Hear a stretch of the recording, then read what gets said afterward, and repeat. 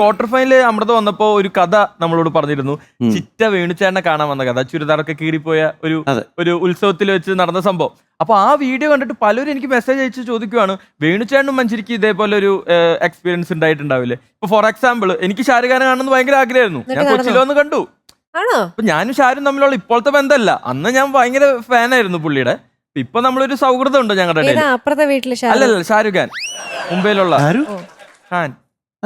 ആ മൂപ്പര് ഞാൻ നല്ല ബന്ധത്തിലാണെങ്കിലും ഇപ്പോ പണ്ട് ഞാൻ ഒരുപാട് ആഗ്രഹിച്ചിരുന്നു അദ്ദേഹത്തിനൊന്ന് നേരിട്ട് കാണണമെന്ന്. പക്ഷെ അത് കൊച്ചിയിൽ വെച്ച് സംഭവിച്ചു. അതേപോലെ നിങ്ങൾക്ക് മറക്കാൻ പറ്റാത്ത ഒരു ഫാൻ മൂവ്മെന്റ്, നിങ്ങൾ ആരാധിച്ച ഏതെങ്കിലും ഒരാളെ നേരിട്ട് കണ്ട ഒരു സന്തോഷം ഞങ്ങളുമായിട്ട് ഒന്ന്? ഒരുപാടുണ്ട്. എങ്കിലും ഓരോന്നും എനിക്ക് ലാലേട്ടനെ കാണണമെന്ന് വലിയ ആഗ്രഹമായിരുന്നു. അപ്പോൾ അങ്ങനെയാണ് ഈ ആറ്റിൻകരയോർത്ത് പാടി കഴിഞ്ഞതിന് ശേഷം ഒരു സ്റ്റേജ് പ്രോഗ്രാമില് ലാലേട്ടൻ അതിങ്ങനെ നടന്നു വന്നിട്ട് നന്നായി പാടിയെന്ന് കേട്ടു. അപ്പോൾ എനിക്ക് നമ്മൾ പ്രതീക്ഷിക്കുന്നില്ലല്ലോ, ലാലേട്ടൻ ഇങ്ങോട്ട് നോക്കിയിട്ട് നന്നായിരുന്നു പാട്ട് എന്നൊക്കെ പറയുമ്പോഴത്തേക്ക് അതൊരു മൊമെന്റ് ആയിരുന്നു. പിന്നെ ഒരു മൊമെന്റ് ആയിരുന്നു. അതുപോലെ ഈ കോമഡിയൊക്കെ ഒരുപാട് ഇഷ്ടമുള്ളതുകൊണ്ട് എനിക്ക് ഇന്നസെന്റ് ഏട്ടനെ കാണണമെന്ന് വലിയ ആഗ്രഹമായിരുന്നു. അത് ശരിക്കും അത് നടന്നു. ഇന്നസെന്റ് അങ്കിളും കൂടെ മാമുക്കോയ അദ്ദേഹം ഉണ്ടായിരുന്നു. രസതന്ത്രം പടത്തിന്റെ 100 ദിവസം തികഞ്ഞതിന്റെ ഒരു ഫംഗ്ഷൻ. അപ്പോൾ ആ ഫംഗ്ഷന് എല്ലാവരും ഉണ്ട്. ലാലേട്ടനുണ്ട്, സത്യൻ അങ്കിളുണ്ട്, പിന്നെ ഇന്നസെന്റ് ഏട്ടനുണ്ട്. അപ്പം ഞാനിങ്ങനെ ഇതൊക്കെ കണ്ട് നമുക്ക് സ്റ്റേജിൻ്റെ അടുത്ത് നമ്മളിരിക്കും, എല്ലാവരും ഇരിക്കുന്നതിൻ്റെ കൂട്ടത്തിലിരിക്കും. അപ്പം ഞാൻ ആലോചിച്ചു, നമ്മളൊക്കെ പണ്ട് ഇവരുടെയൊക്കെ സിനിമ കണ്ടിട്ട് ഇപ്പം അവരുടെ കൂടെ ഇരിക്കുമ്പം അന്നൊരു തുടക്കക്കാരിക്ക് അങ്ങനെ ഒരു അവസരം കിട്ടുമ്പോഴേ അപ്പം ഞാനൊരു പേടിയായി. എന്ന് വെച്ചാൽ പാടാൻ വിളിക്കും. അപ്പോൾ പാടാൻ വിളിച്ചു കഴിഞ്ഞാൽ സ്റ്റേജിൽ പോയി തിരിച്ചു വരുമ്പോൾ ഈ സീറ്റ് അവിടെ ഉണ്ടാവില്ലല്ലോ. അപ്പോൾ ഞാനത് വല്ലാത്ത വിഷമത്തിലിരിക്കുമ്പം ഇന്നസെന്റ് അങ്കിൾ എന്നോട് ചോദിച്ചു, എന്ത് പറ്റി, നിനക്ക് വലിയ വിഷമാണല്ലോ? അമ്മ അല്ല അങ്കിൾ, ഇവിടെ നിന്ന് ഇപ്പം എണീറ്റ് പോയാൽ ഈ കസേര ഇവിടെ കാണില്ലല്ലോ എന്ന് പറഞ്ഞു. ആര് പറഞ്ഞു? ആരെങ്കിലും ചോദിച്ചാൽ പറഞ്ഞാൽ മതി, അച്ഛൻ പറഞ്ഞിട്ടാണെന്ന്. ആരുടെ? പ്രസിഡന്റ് പറഞ്ഞിട്ടാന്ന്. എന്തിന്റെ? അമ്മയുടെ പ്രസിഡന്റ് പറഞ്ഞിട്ടാണെന്ന്. അപ്പൊ ആരും എണീപ്പിച്ച് വിടില്ല. അങ്ങനെ ഒരു എന്ത് പറഞ്ഞാൽ എനിക്ക് അദ്ദേഹത്തെ കാണുമ്പോഴേ ചിരിയാ. ഏത് വേദിയിൽ ഒന്നും സംസാരിക്കാൻ പറ്റില്ല, കണ്ട ഉടനെ എനിക്ക് ചിരി വരും. അപ്പം ഞാൻ ഒരുപാട് കാണാൻ ആഗ്രഹിച്ച ഒരു വ്യക്തിയായിരുന്നു അത് സാധിച്ചു. ഒരുപാട് വേദികളിൽ അദ്ദേഹത്തോടൊപ്പം പങ്കിടാൻ പറ്റിയിട്ടുണ്ട്. അദ്ദേഹം ഇപ്പോ നമ്മുടെ കൂടെ ഇല്ല. അപ്പൊ ഈ ഒരു നിമിഷം അദ്ദേഹത്തിന് ഒരു വലിയ പ്രണാമം. അതെ. വേണുചേട്ടന് ഇതേപോലെ എന്തെങ്കിലും ഒരു എക്സ്പീരിയൻസ്? ഒരുപാട് എക്സ്പീരിയൻസ് ഉണ്ട്. അപ്പോൾ ഞാൻ തിരുവനന്തപുരത്ത് മോഡൽ സ്കൂൾ ആണ് പഠിച്ചത്. എൻ്റെ ഒരു വർഷം സീനിയറാണ് മോഹൻലാൽ. അത് കഴിഞ്ഞ് ഞങ്ങൾ തിരുവനന്തപുരം ആകാശവാണിയുടെ ബാലലോകം അതിൽ ഒരുമിച്ച് വി ഹാഡ് പെർഫോംഡ്. അന്ന് ഞാൻ പാടിയ ഒരു ക്ലാസിക്കൽ സോങ് ഉണ്ട്, വിവരെ രാമരസം. അത് ഞാൻ പാടുമ്പോൾ ഹെഡ് മാസ്റ്റർ അകത്തുനിന്ന് പറഞ്ഞു, ഇത് വിവരെ രാമരസം അല്ല, വിവരെ ആമരസം.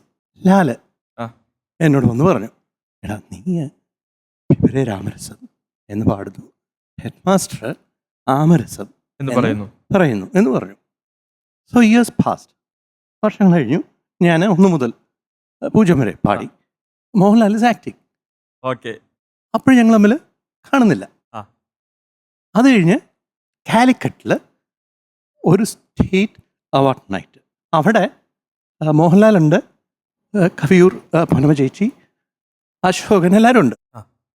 അപ്പം എനിക്കിങ്ങനെ അങ്ങോട്ട് പോയി പരിചയപ്പെടാൻ ഒരു മടി. അപ്പം ഞാനിങ്ങനെ ലാലിനെ നോക്കി, ലാൽ എന്നെ നോക്കി.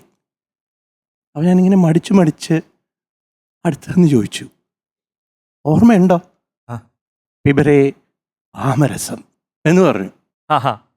പുള്ളിക്ക് എല്ലാം ഓർമ്മയുണ്ട്. അപ്പൊ ഇതുപോലെ ഒരുപാട് സിറ്റുവേഷൻസ് നമ്മുടെ എല്ലാവരുടെ ഇടയിലും സംഭവിച്ചിട്ടുണ്ട്. അപ്പോ ഇങ്ങനെ ഒരു ഫാൻ ഇവിടെ ഈ കൂട്ടത്തിലുണ്ട്. ആ ഫാൻ ആരാധിക്കുന്ന ആ ഒരാൾ ആരാണെന്ന് നമുക്കറിയാം അല്ലേ? ആ ചുരിദാറിട്ട സുന്ദരിയാണോ? അറിയില്ല. Fan please come.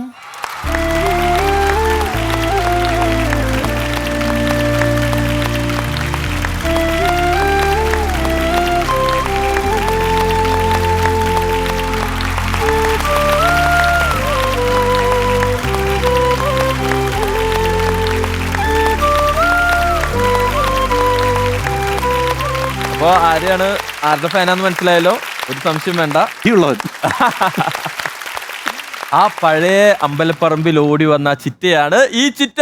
അതെ, ചേട്ടാ ആ ചുരിദാർ കീറിപ്പോയ ചിറ്റ ദാ ഇവിടെ എത്തിച്ചിട്ടുണ്ട്. ഏത് വർഷം? ഇത്ര അടുത്ത് കാണാൻ പറ്റിയല്ലോ. ഏതാണ് വർഷം? ഏതാണ്? അയ്യോ സങ്കടം വരും. വേണമെങ്കിൽ ഒന്ന് ചെല്ലോ.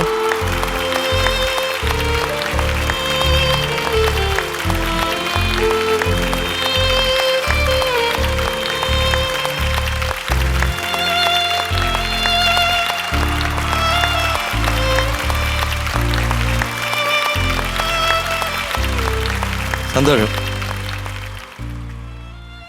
പേര്? ശ്രീലത. എന്ത് ചെയ്യണു? ലേസിയുടെ വർക്കുണ്ട്, തയ്യലുണ്ട്. അതെ, അത് ഏത് ഇയർ ആണ്? അന്ന് എനിക്ക് 15 വയസ്സായപ്പോഴാ. ഏത് വർഷമാണ് ഞാൻ ഓർക്കുന്നില്ല. എനിക്ക് 15 വയസ്സൊക്കെ എവിടെ വേണിച്ചേട്ടന്റെ പ്രോഗ്രാം എവിടെ വന്നാലും ഞാൻ പോകുമായിരുന്നു.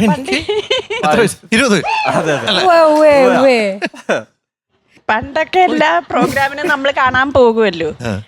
വേണിച്ചേട്ടൻ എവിടെ വന്നാലും ഞാൻ പോകുമായിരുന്നു. ഇപ്പൊ അങ്ങനെ ഒന്നിനും അങ്ങനെ പോകാറില്ല. പണ്ടങ്ങനെ നമ്മുടെ ഏതാണ്? ആലപ്പുഴ. എവിടെ? അറവാട് പോയി. ഭയങ്കര തള്ളായിരുന്നു അന്ന്. അന്ന് ഭയങ്കര തള്ളും കഴിഞ്ഞ് ഞങ്ങൾ പരിപാടിയെല്ലാം കഴിഞ്ഞ് ഇറങ്ങി കഴിഞ്ഞപ്പോൾ ഉണ്ടോ ഭയങ്കര ഇടിച്ചു തള്ളി എല്ലാവരോടും ഇറങ്ങുന്ന ടൈമിൽ എൻ്റെ ഒരു മെഡിയും ടോപ്പ് ആയിരുന്നു. അതിനിങ്ങനെ ഒരു ഇങ്ങനെ ഒരു അതെല്ലാം കൂടെ വലിച്ചെടുത്തോണ്ട് പോയി. ഭയങ്കര തിരക്കായിരുന്നു. കണ്ടു കഴിഞ്ഞ് ഇറങ്ങിയതാ ഞങ്ങൾ അവിടെ നിന്ന്. അന്ന് മുതല് അന്നല്ല, പണ്ട് കൊച്ചിലേ മുതല് ഭയങ്കര ഇഷ്ടമായിരുന്നു. ഇപ്പോഴും ആണ്. ഇങ്ങനെ കാണാൻ പറ്റിയത് വളരെ സന്തോഷം. കുട്ടികള്? മോള് ജോലിയായി. മോക്ക് എയർപോർട്ടിലാണ് മോള്. മോനെ ഡിഗ്രി ഫൈനൽ ഇയർ പഠിക്കുന്നു. ഹസ്ബൻഡ് ഗൾഫിലായിരുന്നു. ഇപ്പൊ 2 വർഷമായിട്ട് ഈ കൊറോണയൊക്കെ പ്രമാണിച്ച് നാട്ടിൽ വന്നിട്ട് പിന്നെ പോയില്ല. ചിറ്റയുടെ പേരെന്തായിരുന്നു? ശ്രീലതയെന്നാ എല്ലാരും ഗീതയെന്നാണ് വീട്ടിൽ വിളിക്കുന്നത്. ഇത് അങ്ങനെ എല്ലാവർക്കും കിട്ടുന്ന ഒരു ഭാഗ്യമല്ല. നമ്മൾ വർഷങ്ങൾക്ക് മുമ്പ് ഒരുപാട് കാണാൻ ആഗ്രഹിച്ച ജീവിതത്തിൽ കാണാൻ പറ്റുമെന്ന്, അടുത്തിങ്ങനെ കാണാൻ പറ്റുമെന്ന് ഞാൻ ഇതുവരെ പ്രതീക്ഷിച്ചിട്ടില്ല. വർഷങ്ങൾക്ക് മുമ്പ്